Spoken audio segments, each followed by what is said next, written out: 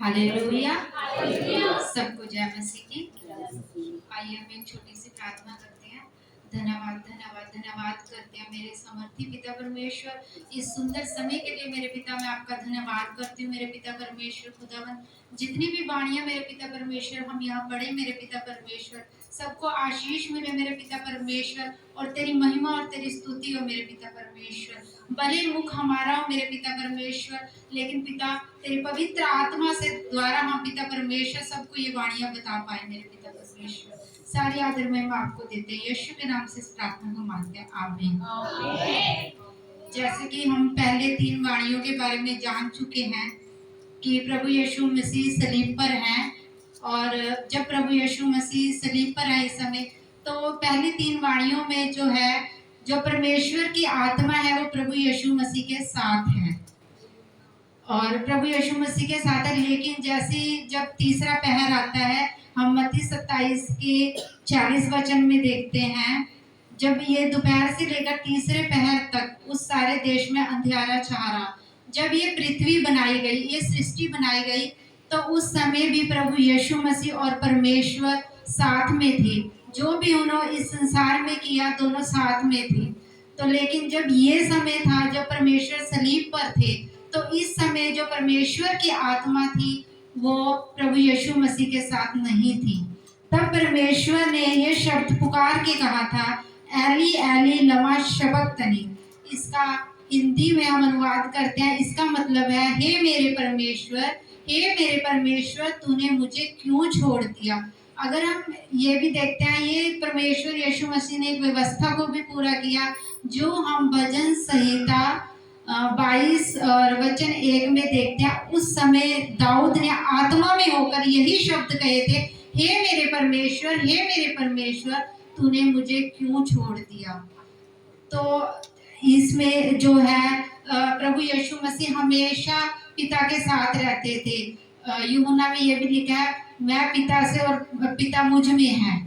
तो जब सारे समय पिता और पुत्र एक साथ रहते थे, लेकिन इस समय जो परमेश्वर की आत्मा उनके साथ नहीं थी, वो दर्द वो किस कारण, हमारे पापों के कारण, जो हम पाप करते हैं। जैसे मान लो जो हम किसी की, हमें कोई एक पेंसिल भी पसंद आती है, हम उसे चुरा लेते हैं, वो भी एक पाप है। उन सभी पापों के कारण हम चोरी करते हैं। हमें मान लो फाइनेंस की जरूरत है, हम किसी से मांगते हैं, लेकिन गलती से हमारे पास ज़्यादा आ जाता है, लेकिन हम उसे वापस नहीं करते, वो भी एक पाप है।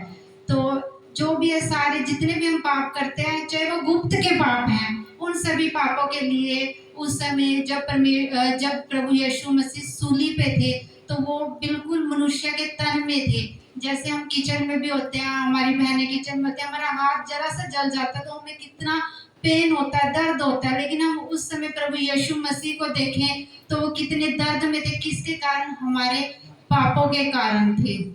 हम प्रभु यीशु मसीह के उस दिन को आज हम मना रहे हैं, हमारे लिए आज खुशी का दिन है। लेकिन अगर हम उस समय को देखें तो प्रभु उस समय कितनी पीड़ा में थे, कितने दर्द में थे। तो हम प्रभु का धन्यवाद करते हैं कि आज हम प्रभु की हजूरी में भी बैठे हैं और हम प्रभु को सुन रहे हैं। और प्रभु ने उस समय ये भी बोला कि ये प्याला हो सके तो मुझ पर से उठा ले, लेकिन तेरी इच्छा पूरी हो। उन्होंने पिता की इच्छा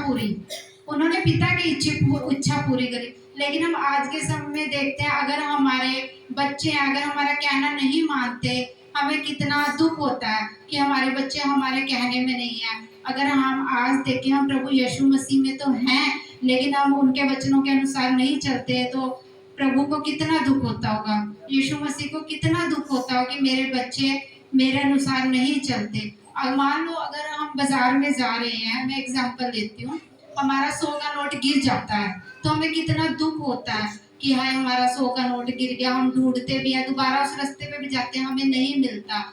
लेकिन हमें आगे जाके 500 का नोट मिल जाता है तो हमें कितनी खुशी होती है। तो आज हम सबको भी अपने पापों से तौबा करनी चाहिए कि अगर हम गलतियों में भी हैं, लेकिन आज का दिन है, अगर हम अपने सारे पापों को छोड़ देते हैं तो प्रभु यीशु मसीह कितना खुश होंगे कि मेरे बच्चों ने, जो मैंने अपनी सलीब पर अपनी जान दी, लेकिन मेरे बच्चे कितना, प्रभु इतना खुश होंगे कि मेरे बच्चे मेरे पास वापस आ गए। जैसे हमारा अगर संसार में हमारा कोई बिगड़ा हुआ बच्चा और वो सुधर जाता है तो हम माँ बाप को कितनी खुशी होती है, तो ऐसे पिता को भी खुशी होगी।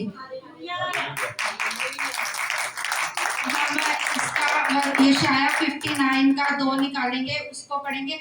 हम उसमें देखते हैं वचन के अनुसार कि प्रभु ने सलीब पर हमारे लिए जो जान दी है, तो जो यशाया नबी है वो इस वचन में क्या कहते हैं?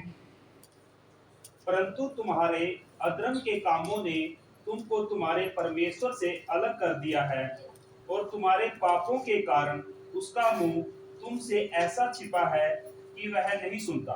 तो हमारे अधर्मों के कारण, हमारे पापों के कारण प्रभु यीशु मसीह को वो पिता से अलग होने का वो दर्द सहन करना पड़ा।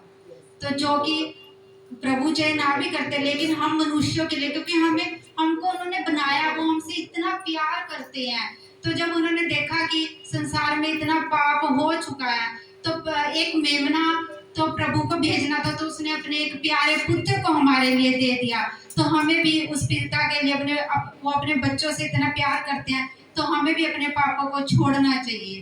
तो जो पवित्र आत्मा है वो पाप को देख भी नहीं सकती, लेकिन यीशु मसीह ने उन पापों को सहा है, उस सूली के ऊपर सहा है।